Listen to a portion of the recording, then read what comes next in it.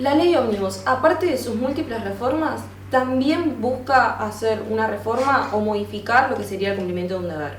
Pero antes de entrar al análisis del artículo 34, inciso cuarto, te voy a hacer una pregunta, Marinés.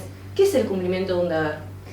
Bueno, mira, el cumplimiento de un deber concretamente alude a los casos de la represión y la prevención de delitos que tienen los funcionarios de las fuerzas de seguridad para evitarlos. Entonces, tal como le dijimos anteriormente, el funcionario que obra cumpliendo un deber se entiende que lo está haciendo de manera legal, es decir, que no está cometiendo ningún delito en la medida en que respete las normas y las garantías que establece la Constitución Nacional y los tratados internacionales incorporados a ella, por el artículo 75, inciso 22 de la Constitución Nacional. Por lo demás, el cumplimiento de un deber se encuentra dentro de la tipicidad conglobante. Por eso decimos que cuando se analiza la conducta de un funcionario, de cualquier miembro de la fuerza de seguridad, lo primero que tenemos que constatar es si esa conducta es típica o no. ¿Qué quiere decir si es típica o no? Si constituye o no un delito, por decirlo de una manera, como diríamos, general, ¿no? Para que la gente pueda entenderlo. Bien, si bien con todo lo que mencionabas respecto al cumplimiento del deber y que hay autores que lo encasillan tanto en la antijuridicidad como en lo que sería la tipicidad, Zaffaroni habla un poco de eso y habla sobre por qué lo encasillaría, ¿no?, dentro de la tipicidad conglobante. ¿Por qué decimos que las fuerzas de seguridad también están dentro del cumplimiento de un deber? Porque están coaccionados por... Claro, porque el Estado, por un tema de coerción estatal, los obliga a intervenir para prevenir o reprimir delitos, tales como delitos contra la vida, contra la integridad física, contra la integridad sexual, contra la propiedad, contra la libertad. Es decir, que existe una obligación, y por eso nosotras, que enrolamos la teoría del cumplimiento de un deber, decimos que están cumpliendo con este deber y que no se exceden. Es decir, el cumplimiento del deber los habilita y los obliga en estos casos a reprimir la comisión de delitos que importen la afectación o la puesta en peligro de cualquier bien jurídico protegido por la Constitución Nacional y el Código Penal. También entendemos que se encuentran bajo la coacción de una autoridad judicial, por ejemplo, un juez, que como los miembros de las fuerzas de seguridad también son auxiliares de la justicia, aparte de cumplir el rol de la prevención y la represión del delito dentro del encuadre jurídico, dentro del cumplimiento del deber. Entonces, en ese caso que esté bajo la coacción directa de una autoridad judicial, pueden realizar, por ejemplo, secuestros, allanamientos, detenciones, que eso no le implica al particular que está bajo esa coacción accionar contra ellos. Todo lo contrario, porque ellos están bajo lo que la ley les está diciendo. Ahora hablemos un poco acerca de la reforma, salvo que quieras introducir alguna otra idea, de la reforma que propone la ley ómnibus acerca de este mismo inciso cuarto. Bien, el actual Código Penal establece en el artículo 34, inciso cuarto, lo que sería que no son punibles el que obrar en cumplimiento de un deber o en el ejercicio legítimo de un derecho, autoridad o cargo, que se entiende bastante bien con respecto a lo que hablamos anteriormente.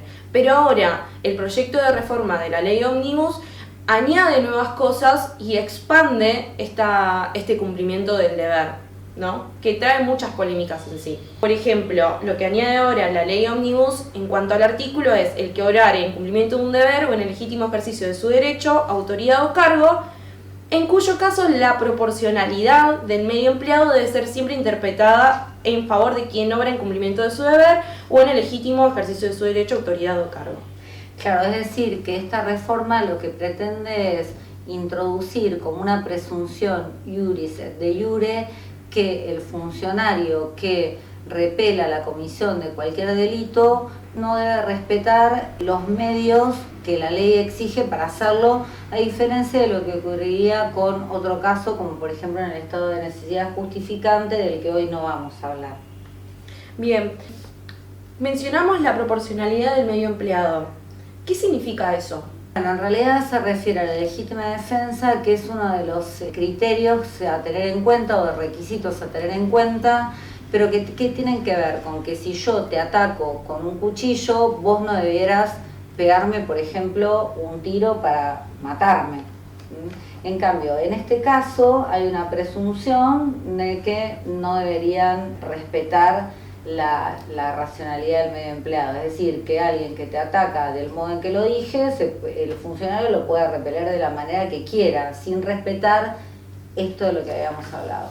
Bien, ahora, si bien salimos del artículo 34, inciso cuarto, nos vamos a dirigir brevemente a lo que sería el artículo 34, inciso 7, que también, si bien habla de la legítima defensa a favor de terceros, añade algo más que nos podría servir al debate.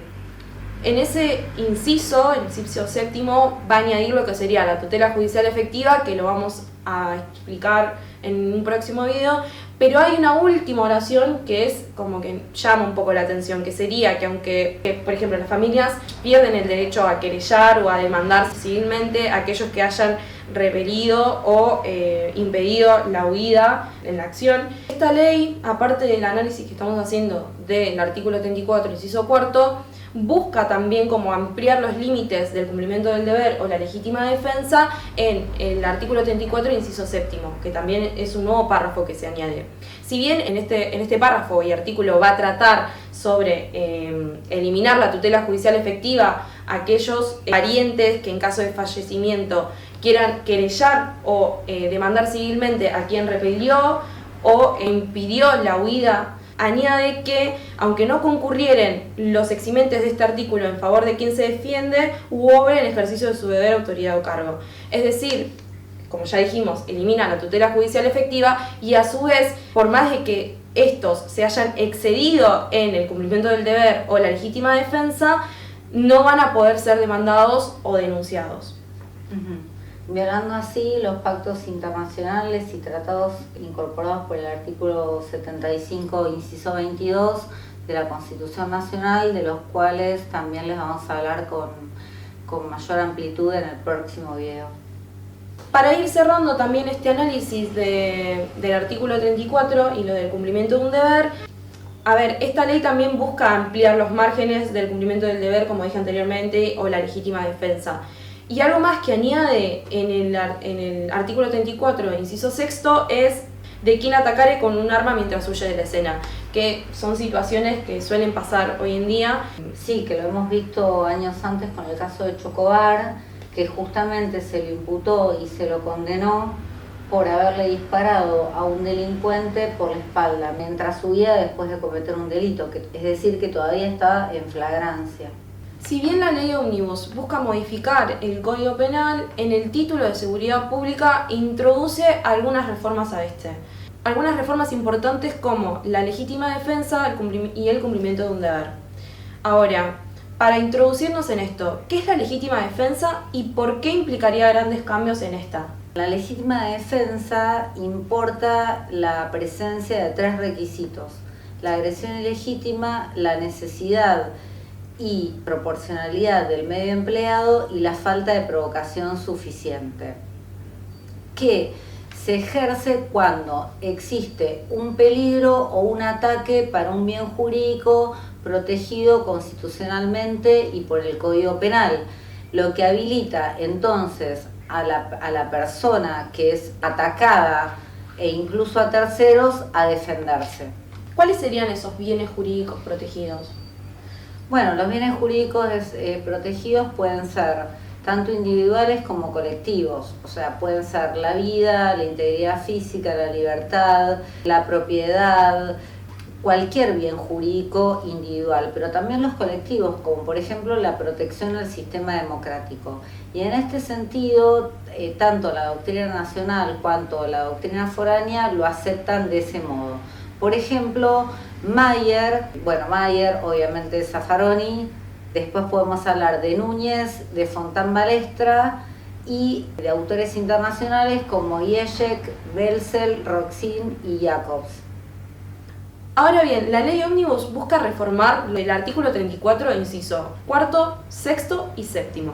Actualmente, el artículo 34, inciso sexto, prevé las circunstancias para la legítima defensa y a su vez alude la legítima defensa nocturna y de aquel extraño que ingrese a un hogar. Pero bien, la ley Ómnibus busca reformar totalmente eso, eliminando la nocturnidad y expandiendo los límites de los ingresos a los hogares, que ahora ya no es un hogar propio, sino que puede ser un lugar de trabajo, una residencia permanente, dando a entender, porque todavía no está claro, si también incluiría como una legítima defensa para terceros. Exacto. Y además, en estos casos no hace falta, como justamente eliminan la nocturnidad, que esto ocurra de noche, es decir, que puede ocurrir en cualquier momento del día. Por ahí de los párrafos cuestionables que tiene esto es el tema de cuando alude al ingreso al hogar, al lugar de trabajo o de residencia, de personas que tengan experiencia en riña. Y en realidad lo que opinamos es que esto es un clásico caso de derecho penal de autor y no de acto, que está prohibido por nuestro derecho penal argentino, porque es imposible determinar la experiencia en riña de una persona con antemano o con antelación. Bien, hay algo más que añade este artículo, que es sobre quien se defiende por un daño a su integridad física o sexual. ¿Qué dirías sobre eso? Que es sobreabundante porque lo explicamos antes cuando dijimos que todos los bienes jurídicos son defendibles, tanto los individuales como los colectivos. Y a su vez, este artículo añade, estará comprendido en este párrafo quien se defendiere respecto de quien esgrimiera un arma falsa o atacare con un arma mientras huya de la escena. Bueno, acá también esto es algo cuestionable, porque el artículo 166 en el último párrafo justamente contiene, cuando habla del robo, del uso de un arma falsa o incluso de utilería. Entonces, no queda claro qué haríamos con esto, qué haríamos, un concurso real, entonces entre la legítima defensa, cuando alguien se introduce en un hogar, en una casa, en un lugar de trabajo o lo que fuese, con un arma falsa, ¿lo haríamos concurrir real o idealmente? Porque esto ya está previsto. Entonces tampoco queda claro con la ley Ómnibus qué deberíamos hacer frente a esto. Actualmente el séptimo inciso habla sobre la legítima defensa a favor de terceros, que está muy claro en el actual Código Penal. Pero la ley Ómnibus busca añadir un nuevo párrafo que dice: quien cometiera un delito aún en grado de tentativa, así como sus parientes, en caso de fallecimiento, carecen de acción para querellar o demandar a quien hubiera repelido la acción o impedido la huida, aunque no concurrieran los eximentes de este artículo en favor de quien se defiende u obre en el ejercicio de su deber, autoridad o cargo. ¿Qué quiere decir esto? Bueno, este párrafo también es, como me preguntaba Martina, cuestionable porque elimina la tutela judicial efectiva, que importa que los familiares, tutores o curadores de la persona que haya sido muerta en ocasión de una legítima defensa pueda querellar. Y esto no solo viola el derecho interno que establece el artículo 82 del Código Procesal Penal de la Nación, sino también a los tratados internacionales y pactos que protegen a la tutela judicial efectiva. Y como por ejemplo podemos mencionar, entre otros, de la Corte Interamericana de Derechos Humanos, el caso Herrera-Alicia, entre otros, y de nuestra Corte Suprema de Justicia Nacional a García, Tarifeño, Santillán y Marcilese, entre otros muchos fallos que aluden a la materia. Estos cambios atraerían diversas consecuencias graves. En primer lugar, impedirle a los familiares, tutores o curadores, de los que ya les hablamos, querellar implica, por un lado, apartarse del artículo 75, inciso 22 de la Ley Fundamental, y con esto no solo directamente quedaríamos fuera de todos los tratados a los que hemos adherido, no solamente respecto a algunos temas en particular, sino de todos, o de recibir condenas por parte de la Corte Interamericana de Derechos Humanos. En el caso de que se apruebe o no la ley ómnibus, en realidad ante tantas inconsistencias inconstitucionales no debería ser aprobada por el Congreso Nacional, porque iría en contra de todos los tratados y pactos internacionales y del propio derecho interno al que ya aludimos.